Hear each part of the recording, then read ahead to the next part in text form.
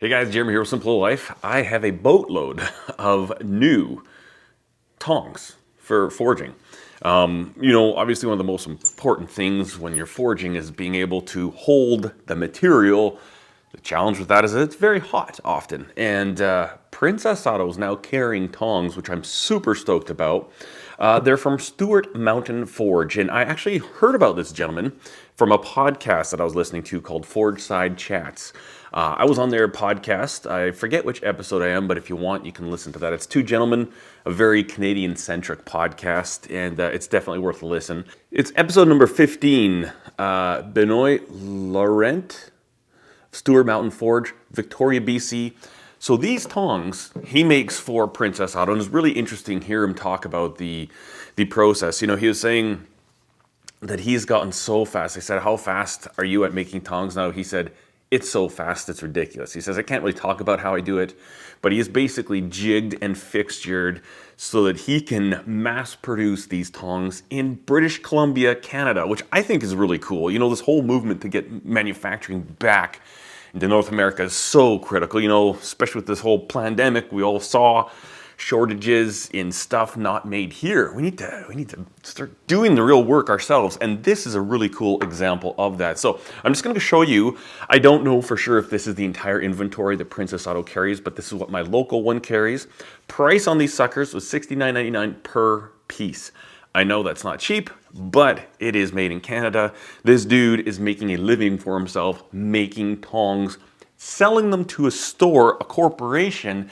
They're able to make profit on it. This, to me, is just a really cool form of capitalism at work, and it's a beautiful thing. So anyways, first thing we got here, 3/8 inch V-bit tongs. Now see these V-bit tongs, see this camera can do something.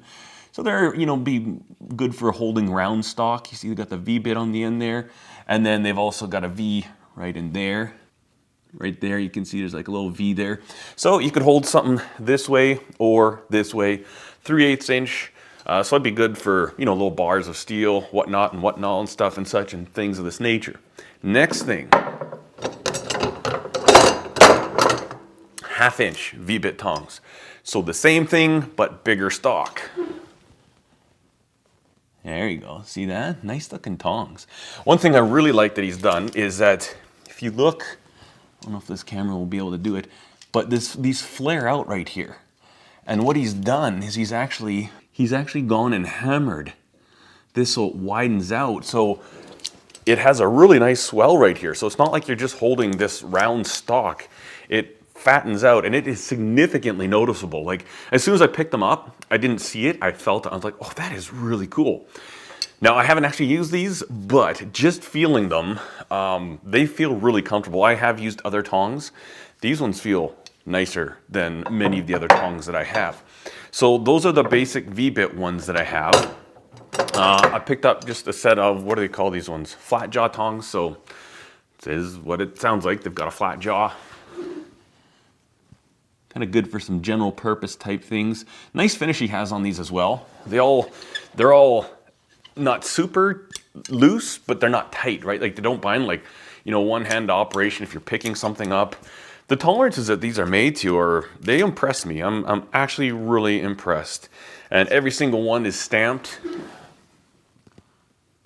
SMF, Stewart Mountain Forge, Canada, made in Canada. That is cool to me, that you can buy tongs that are made in Canada at scale, right? At scale. That's the beauty about this stuff. I mean, you can buy artisan tongs all the time, and it's not to say that he's not an artist. He does make knives. He does. You can buy tongs directly from his website, but the fact that he figured things out and was able to set himself up to be profitable, making boatloads of these to be sold by Princess Auto, and he fulfills the contractual obligations, the quantities every month.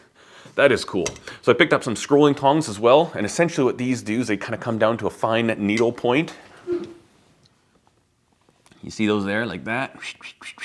So if you're doing intricate scrolls, you can kind of get everything started and cruise around with these suckers. So those have been pretty cool, right? Those are 4 tongs that are exciting, but I've got 3 more that, in my humble opinion, are more exciting. because they have blade tongs. Blade tongs. These are blade tongs. So first of all, you'll notice there's an offset. They kind of look like V-bit tongs, but they're different. This is a 1-inch blade tong. So stand by. So I just pulled some random steel off the steel shelf to show you. So big difference. The V-bit tongs are very similar to the blade tongs, right? They got the same groove, but the blade tongs are offset. So depending on how you're forging them, you know, I think it allows you to get different locations and set up differently on the anvil. But for these as 1-inch, so you can hold it. This isn't exactly 1-inch. This is just an offcut, but you can hold your stock like this if you're just starting to forge it in. You know, starting to forge with a piece of flat bar. 1.25-inch blade tongs. So obviously for slightly larger stock. And then 1.5-inch blade tongs. And just to give you an example, this is 1.5 inch. This is actually a piece of 2-inch. You'd have a hard time. It wants to wobble around a little bit. But with this, I believe this is 1.5 inch. Yeah. You see with the 1.5 inch, you get a real nice bite. And the jaws are pretty much parallel when it's at 1.5 inch. That is the beauty about these blade tongs. And again, you've got that offset there. Now, I understand that most of my audience is American, and if you're not a Canadian, these Princess Auto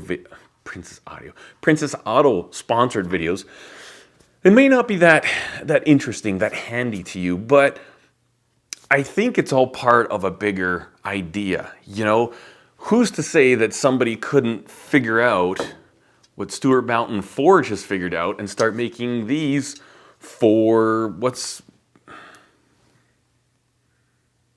Harbor Freight. I don't know exactly what the correlation, the relation between Princess Auto and Harbor Freight is, but I know Princess Auto is starting to get into better quality things. They've got their Pro Point line. They're starting to carry, you can buy a post vise, like a good quality post vise from Princess Auto. Their forges, they've got some really good quality forges, vices, anvils. They're starting to get like a new line. I think it's Kanka, and I forget what it is, but actually decent quality, brand new anvil. No, they're not cheap, but nothing is. You know, you pay for quality, you get what you pay for. And they're also bringing in like forging hammers. I didn't buy any because I've got a selection. I got what I like. I don't really want to change my hammers right now. But tongs, like just to be able to go to my local store, there's 2 of them about 45 minutes from my house. And I can walk in there and I can pick up a set of blade tongs in 1 inch, 1.25, 1.5 inch. That's crazy. Some nice V-bit tongs. And again, I don't know for sure what all they carry, if this is all of them, but man, to be able to just, I think this is cool. Just look at this and think about what's happening here. This is influence of the television, right? That Forged in Fire show. This is the influence of people making YouTube videos and forging and Instagram, and people are doing stuff and sharing, and other people are watching and like, this is cool, this is fascinating, and we're growing the interest in these old crafts that would be a shame to lose. And the more people that are interested in it, the more manufacturers are going to say, hey, wait a minute, there's a market, and this market's actually growing. So I think this is a culmination, a reflection of that, and I think it's very exciting. I want to thank Princess Auto for sponsoring this video. If you are in Canada, you are in luck, because Princess Auto is really starting to kick it up with their knife making and forging. They even sell crucibles. Like, I always want to get into like melting down pop cans into aluminum ingot. I don't know why, but I thought it'd be a fun thing to do.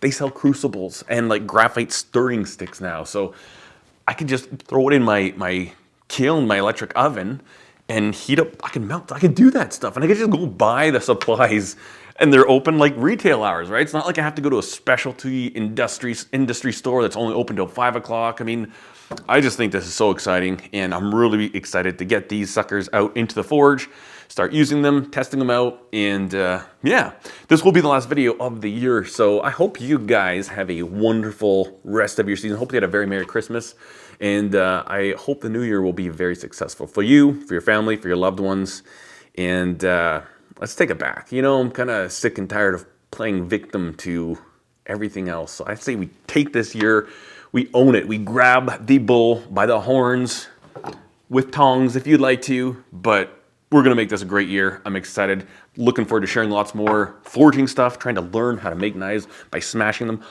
Interesting, sorry, I'm distracted, but interesting thing.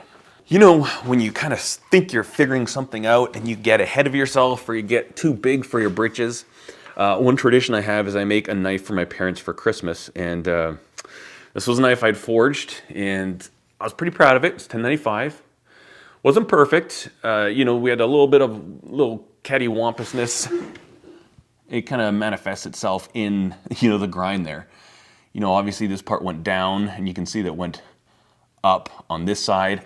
But we put in a distal taper on this blade and it was nice and thin. And it won't show up on the camera, I don't believe. But as I was hand sanding this, I developed a crack. And I'm telling you, you can't even see it. But there is a crack. And I thought it was a scratch, and so I'm sanding, and I couldn't get it to go away. And I kept sanding, and I was actually going aggressive on that part. And like, this scratch isn't leaving.